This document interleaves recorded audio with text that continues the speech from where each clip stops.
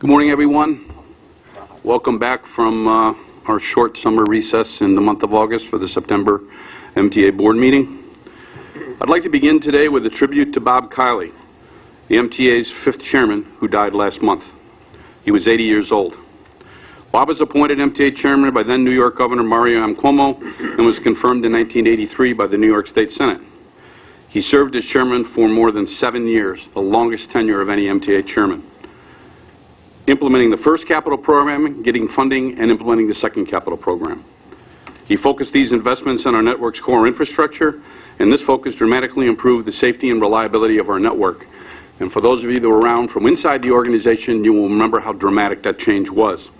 It also led directly to the record ridership levels we have experienced, and it was central to our region's growth and prosperity over the past 30 years. Ridership is up more than 63% since 1982, and New York City jobs have increased by almost 40%. Bob Kiley led the groundwork for this success and for our system's extraordinary recovery. Dick Ravitch got the money. He found a way to be able to structure, in a structured way to spend it. His focus on our network's invisible infrastructure helped to build our region's $1.4 billion economy, which is second only to Tokyo on a global level. We send our deepest condolences to his family and express our gratitude for his service to the MTA, to our region, and to our nation. I'd now like to have a moment of silence in his honor.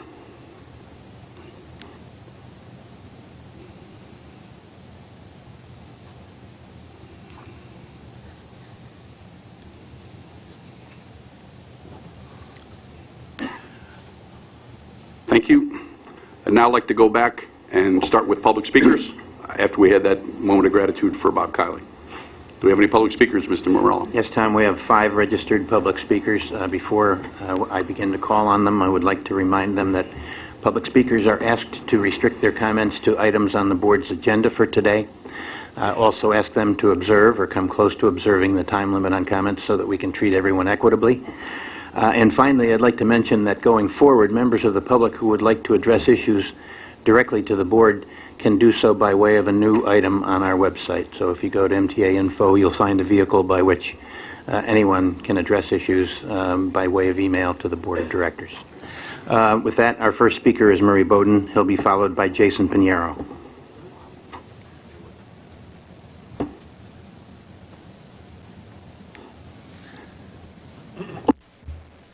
The tie is water lilies from Monet's garden. You said that if we ask a question on a website, will we get an answer?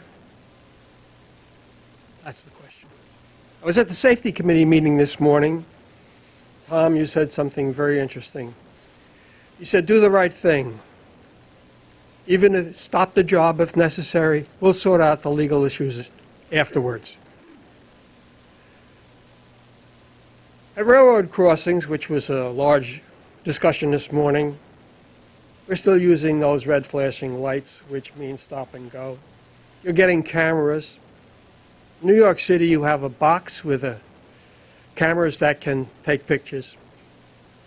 But why are you using those still flashing red lights? All of the light rail systems, that's railroad cars who weigh less. Boston, Denver, Atlanta, all have traffic lights controlling their movements within the city. New Jersey Transit have hundreds of intersections controlled by traffic lights. So why aren't all railroad crossings controlled uniformly by traffic lights?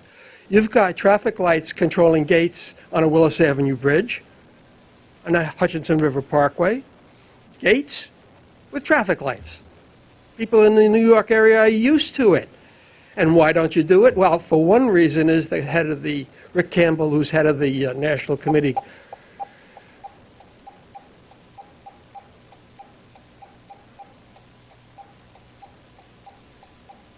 Am I supposed to do something when this is flashing in my head and making noise?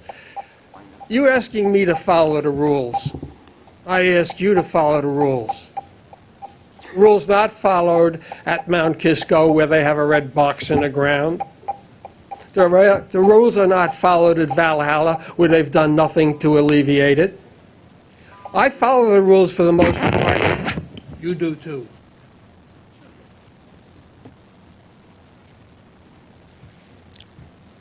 Thanks, Mr. Bowden. Next speaker, Jason Pinheiro, and then Omar Vera.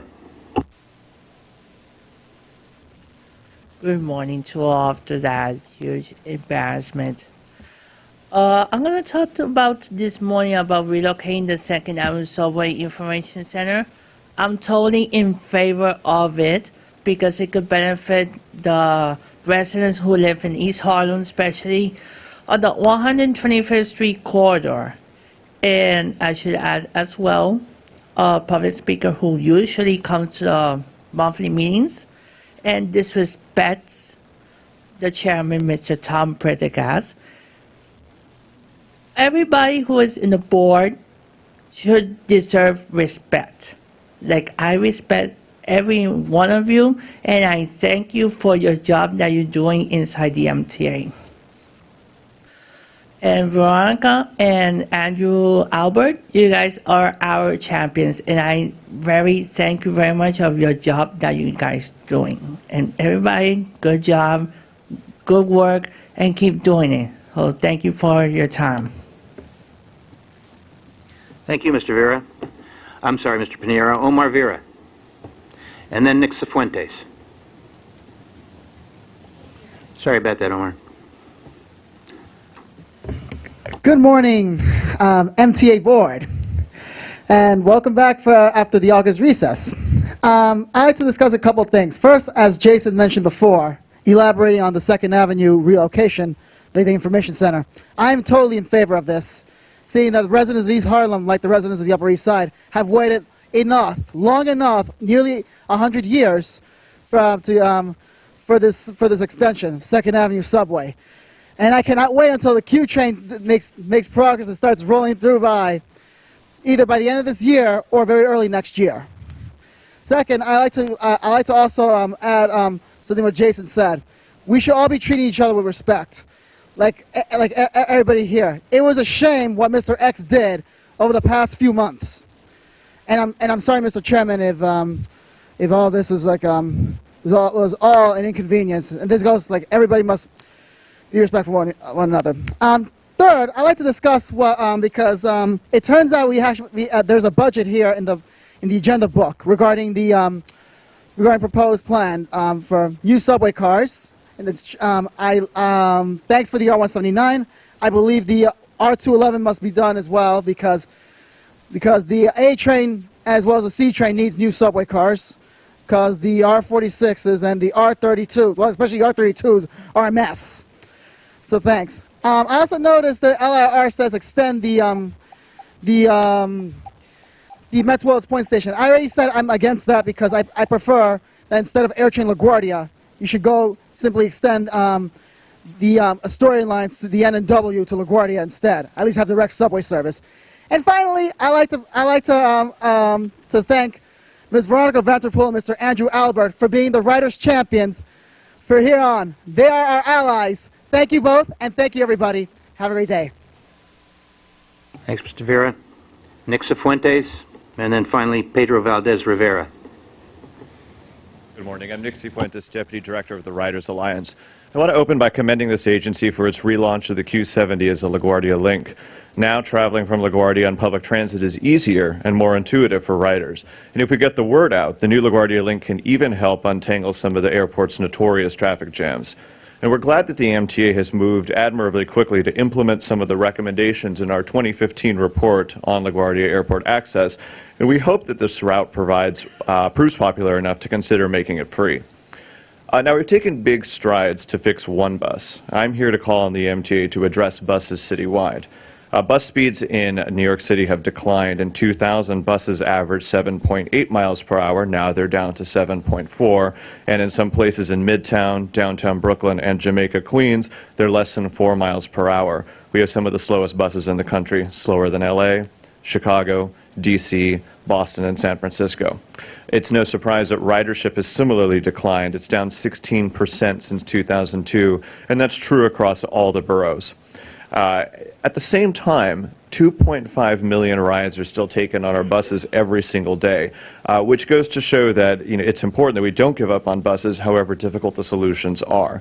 And the folks who are primarily riding those buses are often in outer boroughs where the subways don't reach, often poor or low income, and people of color. As you know, we've launched the bus turnaround campaign, and we're recommending 6 critical steps to fix our buses system. We want to redesign the bus network, transform how we board and disembark, adopt better methods to keep buses on schedule, design streets to prioritize buses, make using the bus easy and intuitive, and increase transparency about bus performance. And with a hearing coming up before City Council, we hope the MTA will take this opportunity to engage in proactive steps to improve bus service, including substantive frequency and service improvements. We're also asking the MTA to coordinate with DOT on transit signal priority and improving street design. But the first and simplest step is acknowledging that bus service is falling short of where it needs to be. If we do and take concrete steps to correct it, we can improve bus service for millions of New Yorkers. Thank you. Thank you, Mr. Cifuentes. Finally, Mr. Rivera.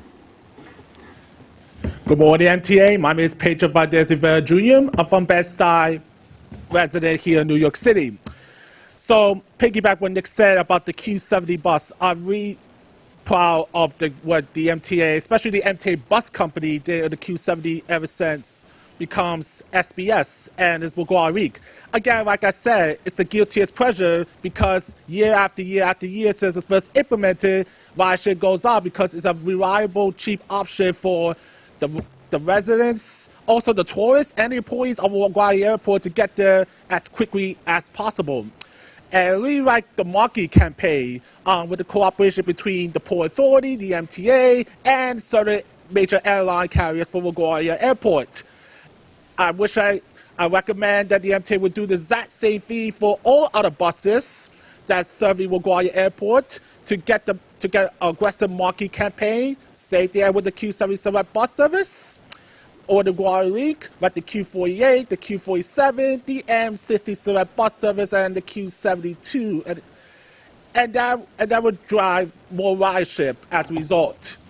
I suggest to do the exact same thing for 3 other buses that serve JFK Airport Terminal 5, the Q3, the Q10, and the B15. Call it JFK Link, to say the least, in order to drive more riders, more tourists, and more employers to get to the airports. Why? Because Governor Cuomo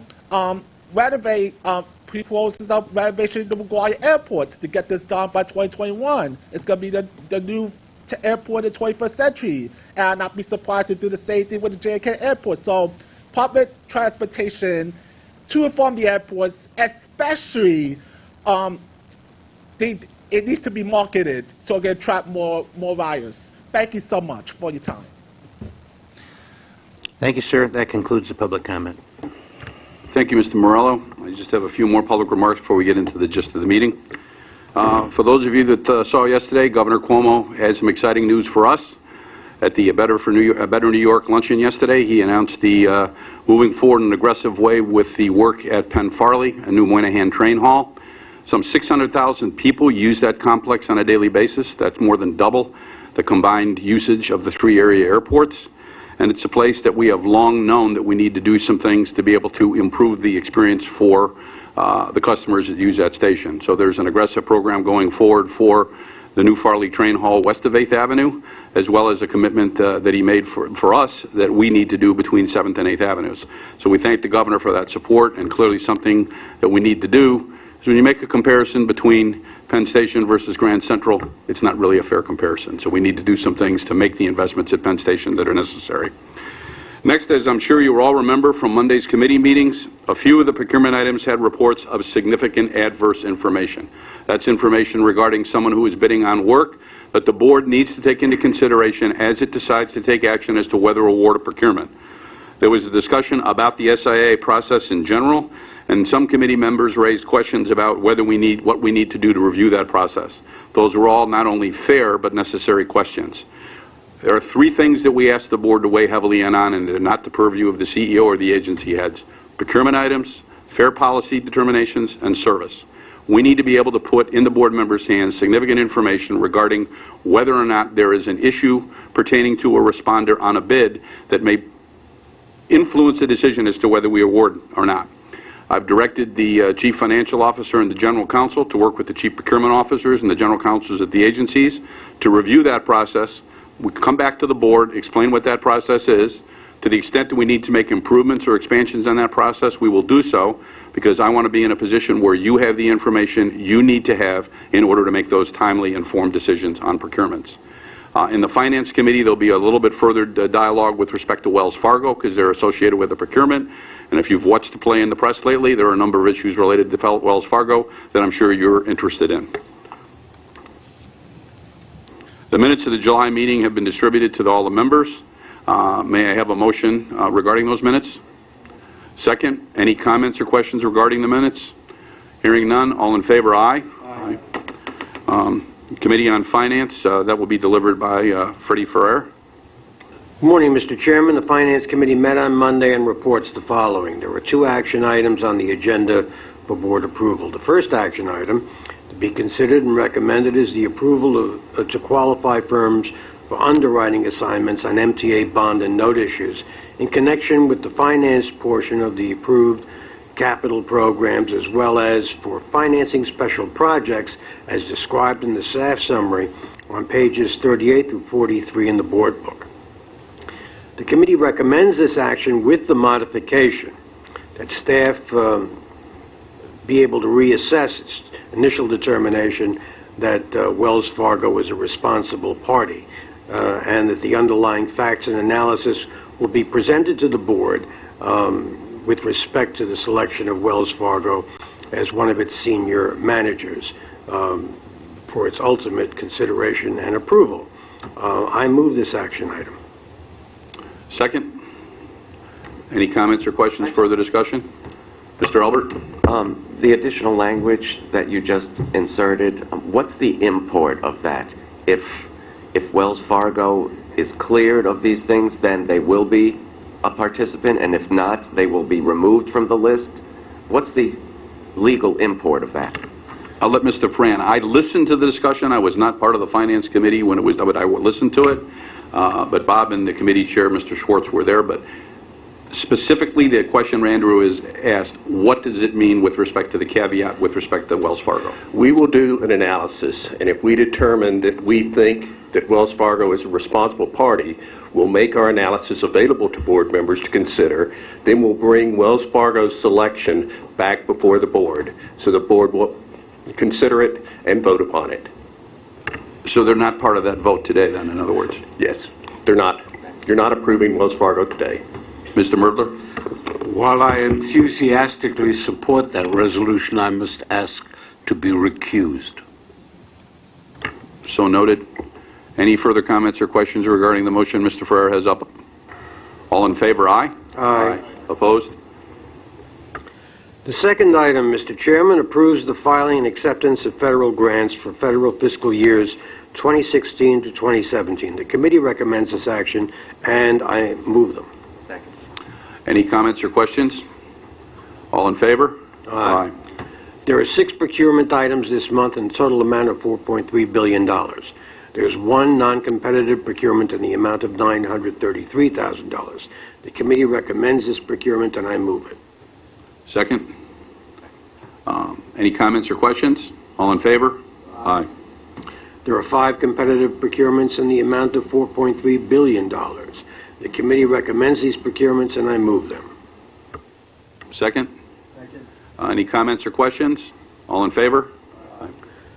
There are no ratifications. There are 6 real estate action items which are described on pages 67 through 79 in the board book distributed for this meeting. The committee recommends these items, and I move them. Second?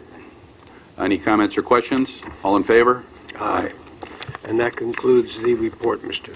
Chairman. Thank you, Mr. Ferrer. If you could give the report from the Transit and Bus Committee? Certainly. The committee met on Monday as well and reports the following. There are 8 procurement actions this month in the total amount of $47.9 million. There's 1 non-competitive procurement totaling $2.8 million for New York City Transit described on pages 84 and 85 of the Board Book. The committee recommends this procurement, and I move it. Second. All in favor? Aye. Opposed? There are 6 competitive procurements totaling $44.2 million for New York City Transit described on pages 86 through 91 of the Board Book. The committee recommends these procurements, and I move them. Second. Any comments or questions regarding them? All in favor? Aye. There was one ratification for $900,000 for MTA Capital Construction described on pages 92 and 93 of the Board Book.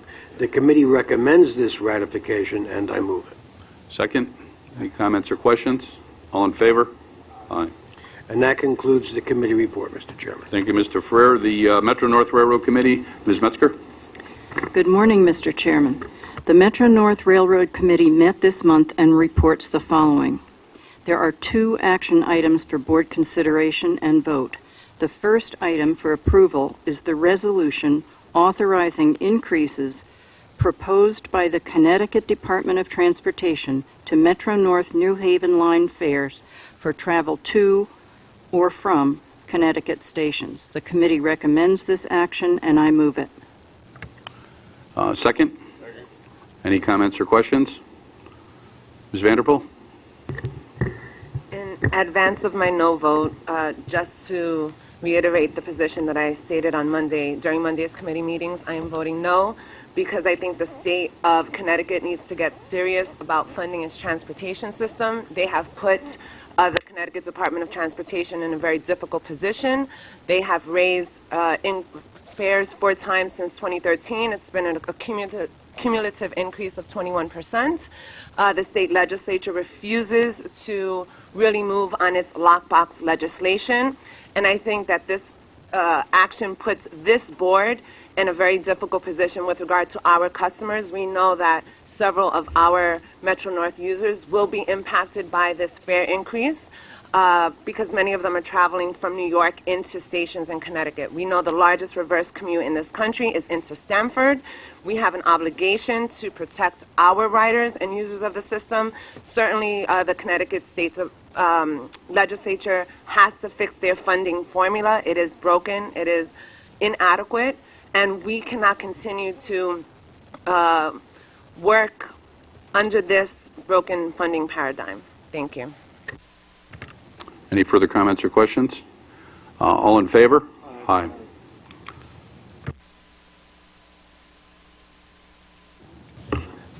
Looking at the chart that was given us on the intermediate station chart, perhaps I'm not reading this right, but the fare between the New York State portion of the New Haven line, say, between Larchmont and Mamaroneck, is 3-something. A similar distance in the Connecticut portion of the line is 6 or 7-something. Is that accurate?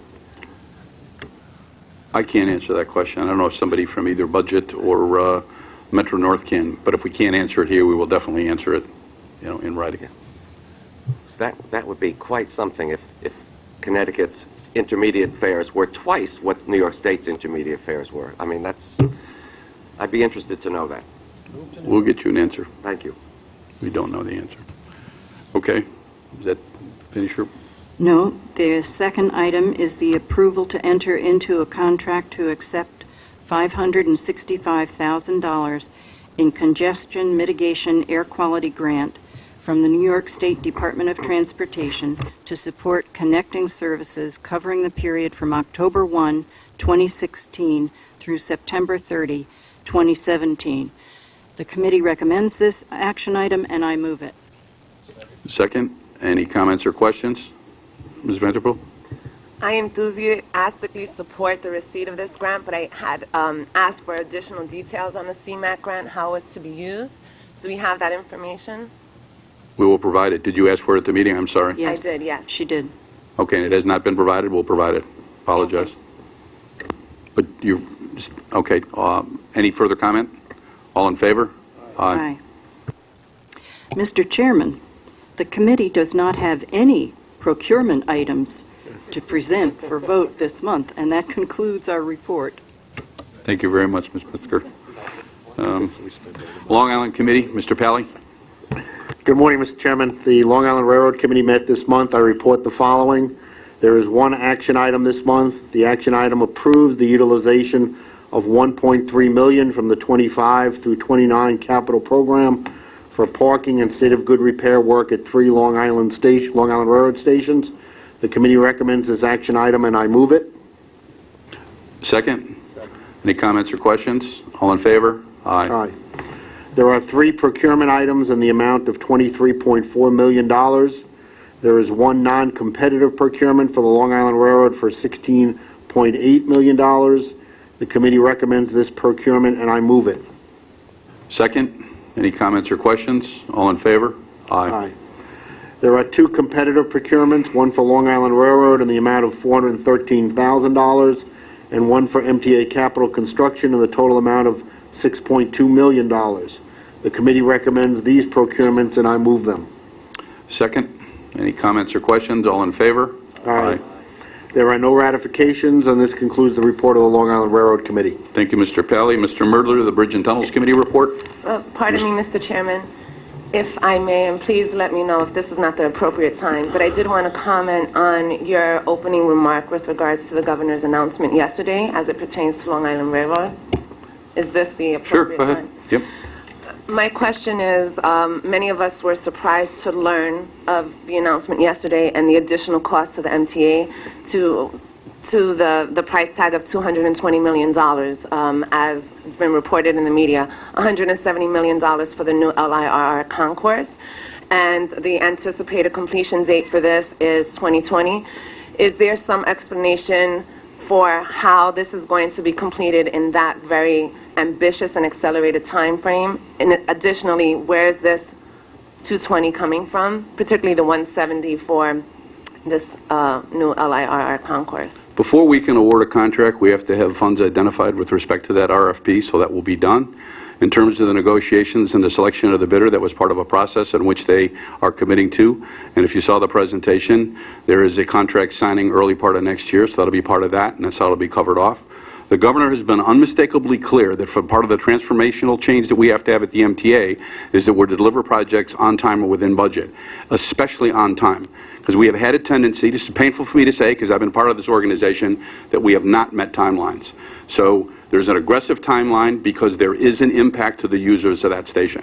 So that's the best way for me to answer that question. Any further business with Long Island Railroad? My biggest concern is that I think this agency has been stressed significantly over the past few years, and I certainly appreciate the governor's engagement and involvement in many things. He's jump-started a good deal of transportation projects statewide, but I am particularly concerned about the impact that it's had and going to have on a lot of the projects in the capital program. We already know our existing capital program was approved 2 years behind schedule, and I've often asked, as have others, what impact that has on the existing projects. So I'm just concerned about any additional acceleration of projects that were not originally identified as priorities now becoming priorities, and the overall impact. So that's just my overall comment. I don't necessarily... It's something we live with. I've lived with my entire time here. I've said before, probably one of the most important things the chairman does is get a capital program and deliver a capital program. If you want to talk about Penn Farley, it's been talked about for 20 years. The governor's taken a position that says talk is over, it needs to get done.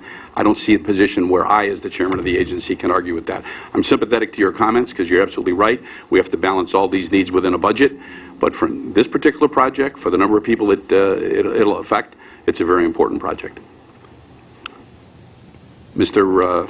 Murdler, Bridge and Tunnels Committee report. Mr. Chairman, the Bridges and Tunnels Committee met this month and reports the following.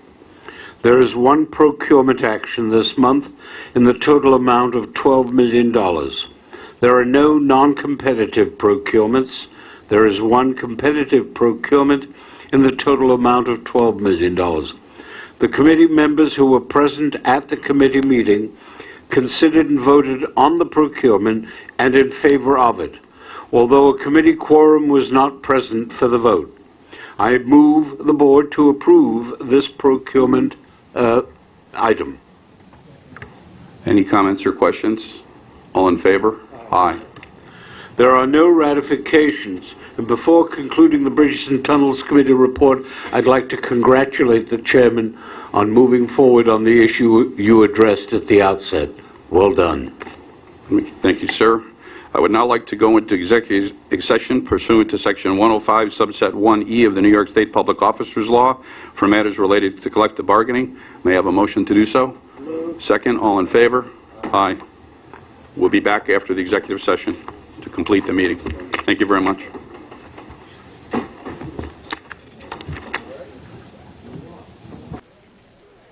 Good morning, everyone.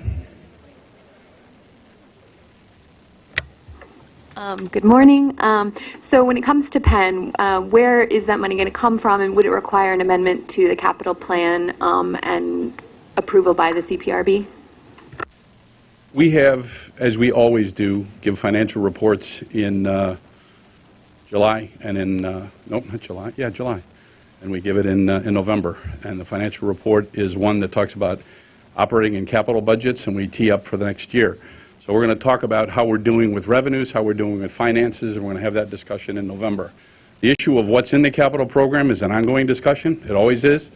If you've been around here for as long as I have, they're very fluid documents in terms of, you know, what's in and what's not in. I don't know who can argue with the importance of us doing what has been promised for over 20 years. I was at a press event at Farley 20 years ago. It was after I left the Long Island Railroad, maybe 15 years ago, committing to a project that had not seen fruition. So what you saw yesterday was a commitment by the governor of the state of New York with other people and other partners, Amtrak, Long Island Railroad, MTA, to get that project done because it's badly needed. It sees more customers on a daily basis than all the area airports combined. Alfonso? On the same point, earlier this year, the governor added third track as well, and that might add $1 to $1.5 billion to the capital program. Now another $200 million plus.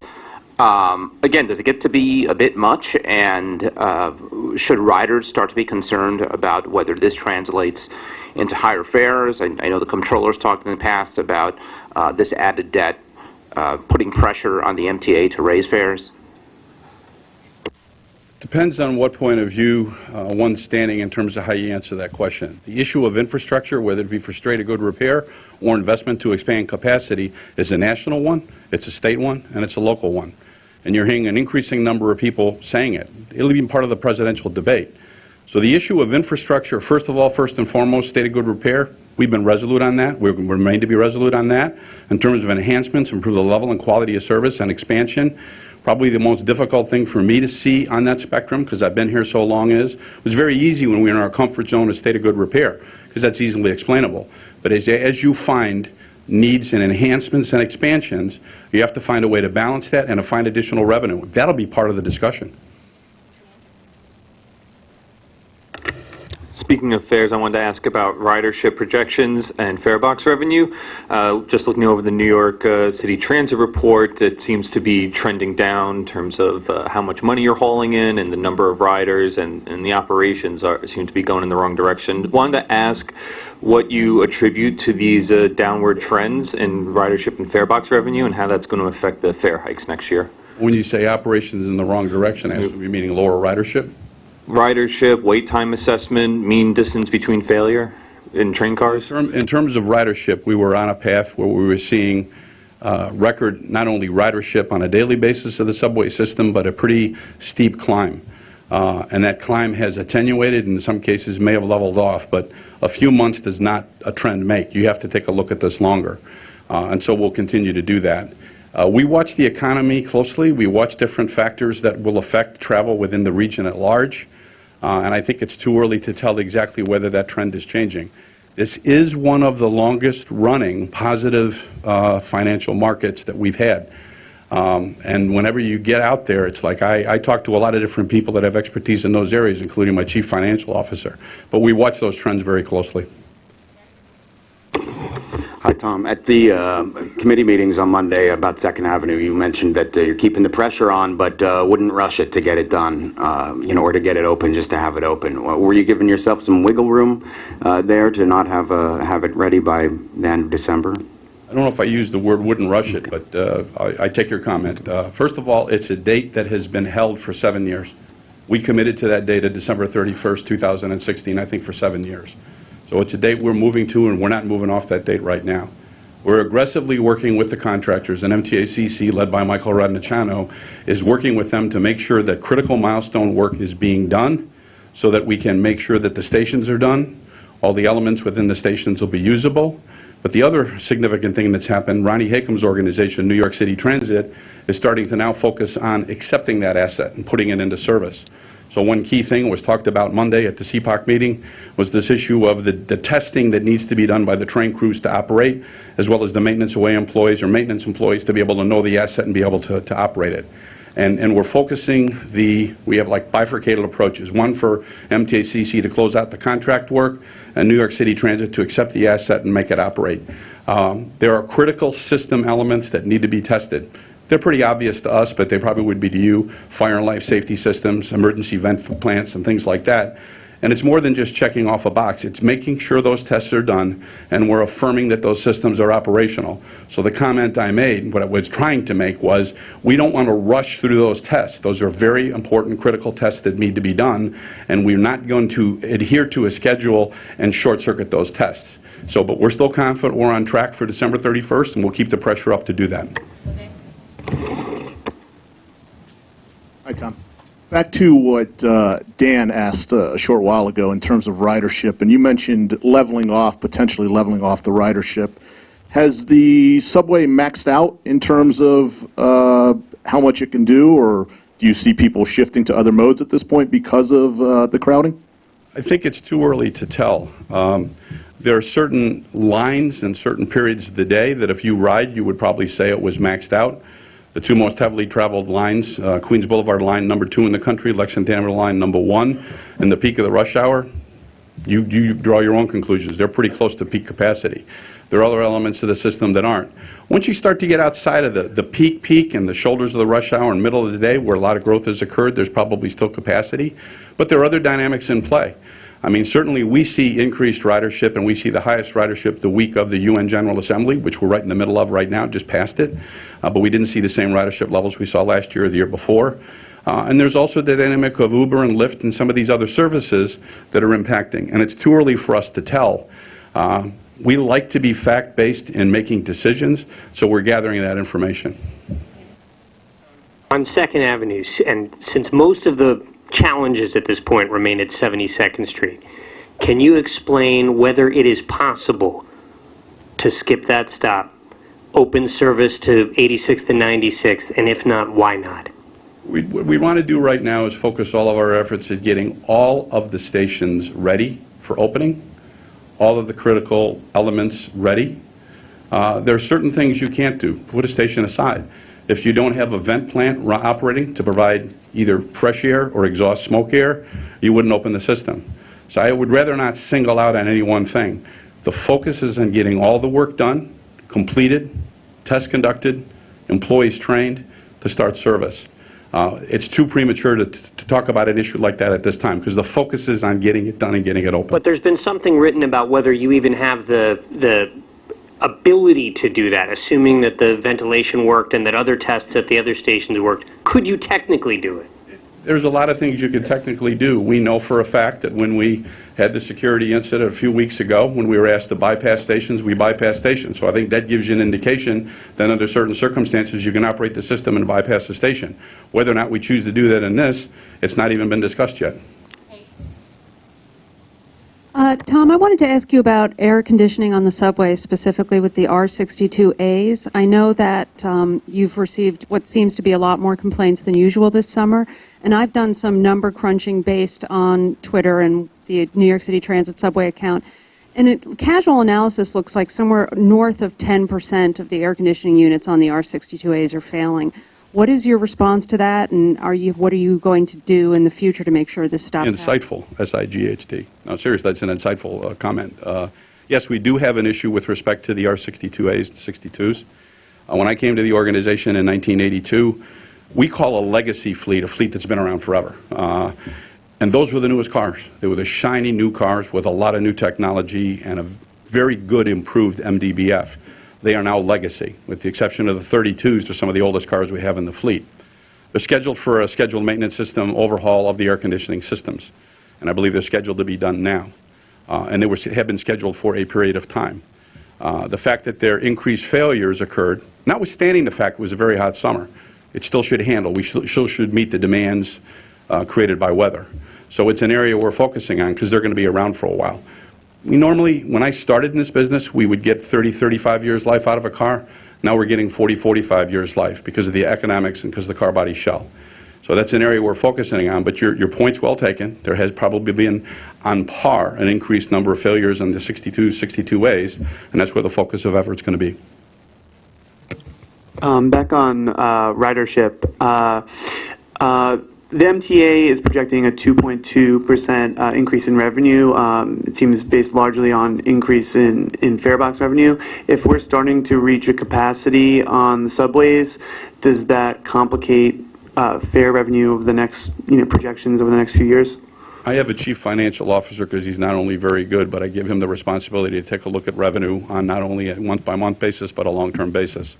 And one of the things that, whether or not we were forced to do it, whether or not we committed before being forced, whatever, the fact that we, in a very transparent way, look at the budget in July, in November, and vote on a budget in December is very informative for me. I'm sure it's informative for you. So any detailed questions about what revenues look doing, we're 2 months away. I'm going to hold my comments and and answer questions at that time. So I would prefer to wait on an issue like that until November. Thank you.